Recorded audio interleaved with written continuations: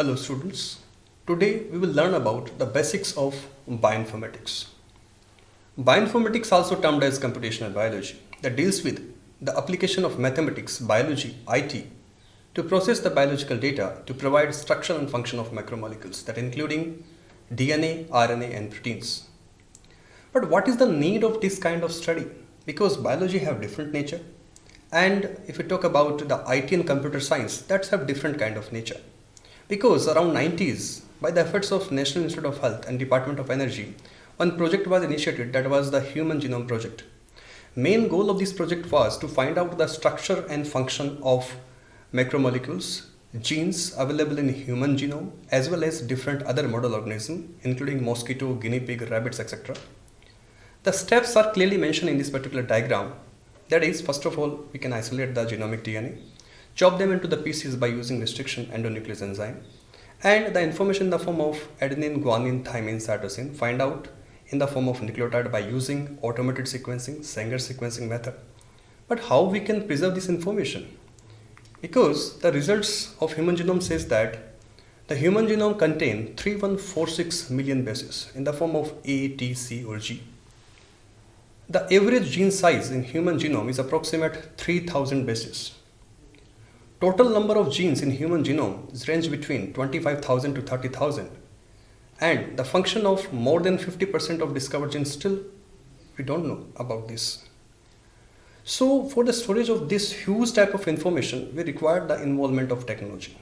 Perl language was evolved that time, and during the entire journey of this Human Genome Project from 90s to 2003, different techniques were developed, different database was developed. And these technology and database, the basics we're going to discuss in this particular class. Bioinformatics is a scientific effort to understand the language of life. What is the meaning of language of life? That is expression of genes. Genes are basically composed of DNA. DNA to DNA is termed as replication.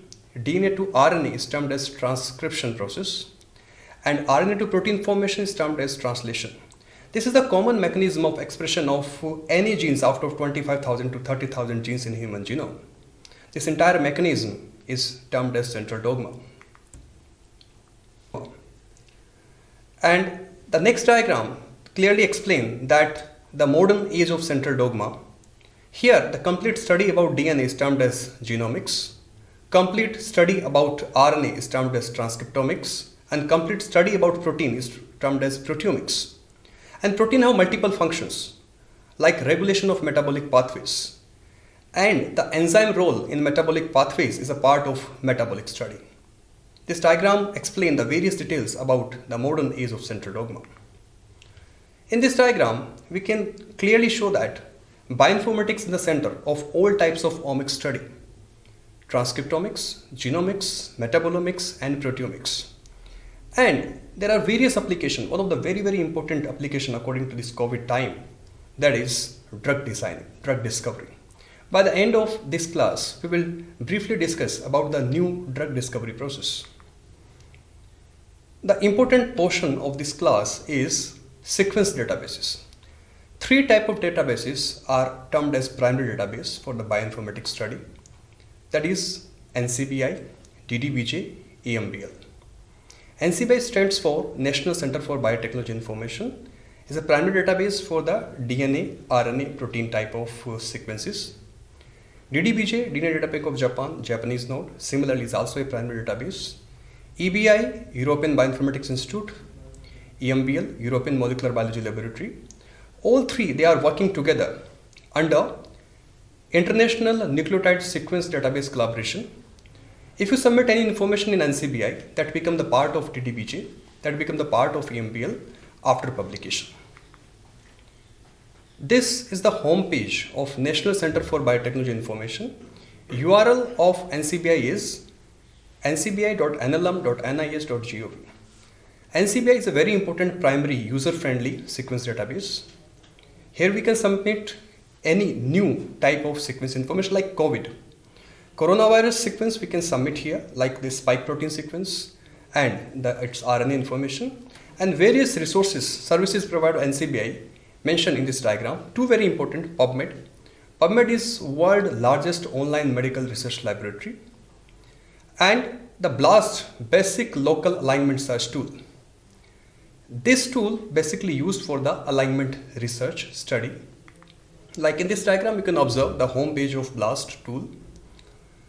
The two very important software provided by the BLAST research, it is NCBI Nucleotide BLAST, NCBI Protein BLAST.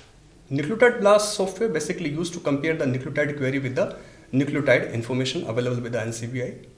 Protein BLAST basically used to compare protein information with the available information of protein in the database of BLAST. This is the home page of basic local alignment search tool. The two very important software here, the Nucleotide BLAST and Protein BLAST, basically used for the various kind of study. Nucleotide BLAST basically used to compare nucleotide query with the nucleotide information available in NCBI. Protein BLAST basically used to compare protein query with the protein information available in NCBI. But what is the use of all these kind of study for the layman? It is like we can quote the example of coronavirus, COVID-19. One of the very important section of NCBI is NCBI viruses. Like very common example, for the infection purpose, on the surface of this coronavirus, very important protein, that is spike protein S1 and S2, responsible for infection. Because when this virus enter in our respiratory system, these protein required for the attachment on the cells of lungs. And if this virus attach in the lung surface, infection will be carried out, even its RNA sequence. So scientists are working day or night worldwide. They find out the sequence of spike proteins as well as sequence of RNA, submit into any database, NCBI, DDBJ, EMBL. And pharmaceutical industry, research fellows, they can use this information for the designing of new type of vaccine, new type of drug molecule. Already WHO announced that if research should be in proper direction, by 2021 we will receive the benefits in the form of vaccines or drug molecule that can save the human life in future. Another very important primary sequence database, it is EMBL, European Molecular Biology Laboratory. URL is embl.org. It's another primary sequence database as like as NCBI. Here you can submit the primary sequence. Next one is EMBL, European Molecular Biology Laboratory. It's another kind of primary sequence database. URL is embl.org.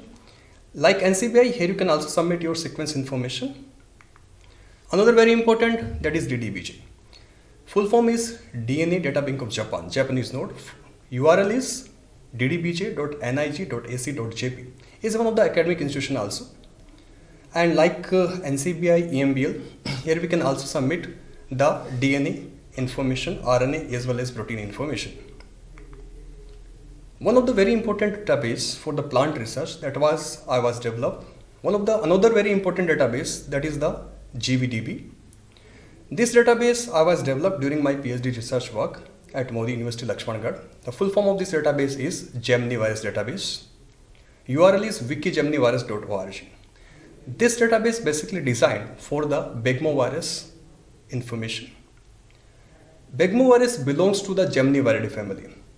This virus infection in the plants responsible for the yield loss range between 60 to 70%. And simple meaning, if we solve this problem, we can solve the problem of food crisis worldwide. Very important application, as I said, that is in silico drug designing.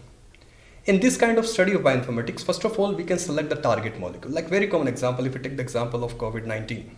For coronavirus, the target protein for the development of vaccine or medicine, it is the spike protein S1 and S2. You can see the target one, it's the coronavirus spike protein. Against this, chemist, researcher can develop ligand molecule, drug molecule in the laboratory. By using virtual docking software, homology software, we can find out the binding between target and possible ligand or drug molecule. If this binding is successful at software level, then these ligand molecule tested in the cell assay laboratory experiment. If we find out success, we can report this thing to the Federal Drug Administrator USA. And finally, these molecules will be used for the further testing on the model organism. Like here we mentioned the mouse, guinea pigs, etc. This is termed as preclinical trial. If this trial will be successful without any side effects, then trial will be started on human being. Presently, various type of molecules already we have found out. and preclinical trial is going on the model organisms, and we're going to start or maybe already started multiple type of clinical trial on human being in various countries. Even the Bharat Biotech in India, they started the clinical trial under the different doctors of AIIMS in India, and possibly by 2021 we receive the vaccines or medicine against corona. Some other application of bioinformatics like the physiogenetics, omics study including genomics, proteomics, transcriptomics, system biology, functional annotation, protein structure and production, sequence alignment, homology modeling, and many more. If you need some more information about the GVDV or Gemini virus, you can refer the international book published from the Nova Scientific publication, VID as a alternate host of Gemini virus. Basics about the bioinformatics, you can also refer one of the another book, that is the Advance in Microbial Bioinformatics, published from Limbard publication, Germany. Hope you understand this topic. Thank you very much.